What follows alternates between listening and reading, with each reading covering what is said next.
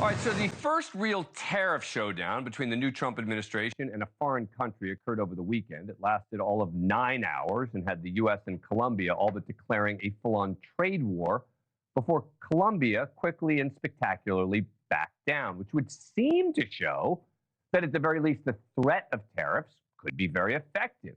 We're going to get both sides of that in a moment. Sunday afternoon, Trump announced a 25% tariff on everything into the U.S. from Colombia, that those tariffs would go up to 50% in a week. He made the threat after Colombia turned back 2 U.S. military deportation flights with undocumented Colombians in the U.S. illegally. Seems the Colombian president wasn't happy with the conditions the migrants were dealing with on these military flights, citing air conditioning, saying he would only accept Colombian nationals flown in on a civilian aircraft, quote, with dignity and respect. After all, remember, flights with Colombians here illegally were flying to Colombia regularly during the Biden administration. And in response to Trump's tariff ultimatum, Colombia's president hit back, announcing his country would impose tariffs on U.S. goods at the same rate of 50%. And then it didn't take long for him to back down, seemingly little in the way of concessions. It is a lopsided relationship. They are the largest trade partner. It was a classic flex straight out of Trump's deal-making playbook. It worked with the kind of speed not often seen with these kinds of diplomatic spats. So is that a good thing, and does that mean that this is effective?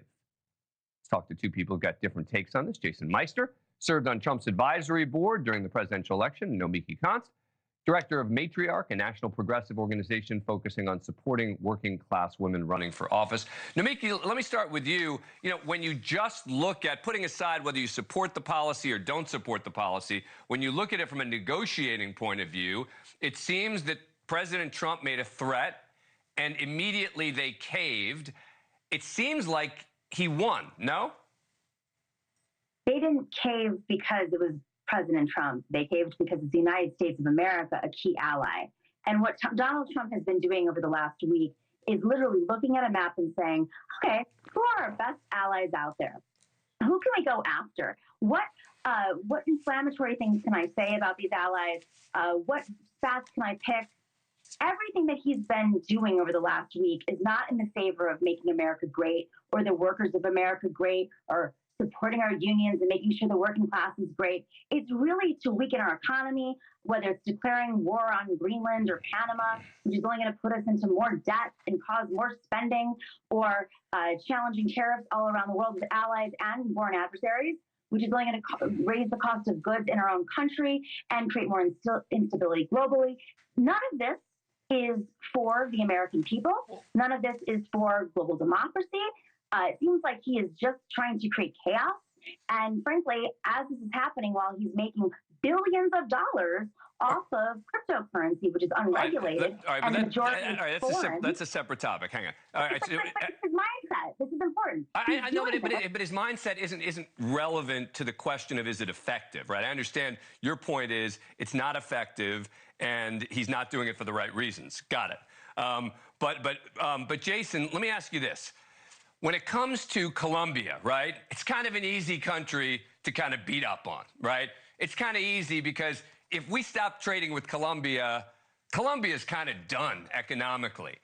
If Mexico and Canada, yeah, it would have an impact on them, but they've got much more economic muscle and ability to kind of push back.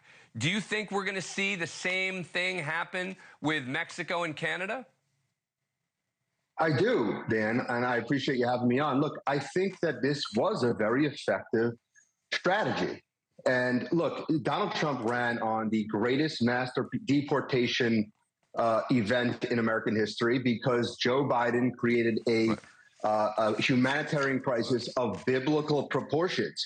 And look, I think that this could have gone a very different way. You could have had meetings in the Pentagon with the Department of Defense. You could have had white papers written. Months would have gone by.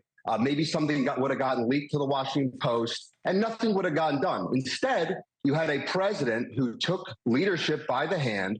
He was on the third hole of Doral. He laid out the tariffs very clean and simply. And by the eighth hole, the Colombian president caved. He said he was going to send his private airplane to repatriate the criminals that entered our country illegally, by the way. They're criminals because they entered our country illegally. And look, deportations work.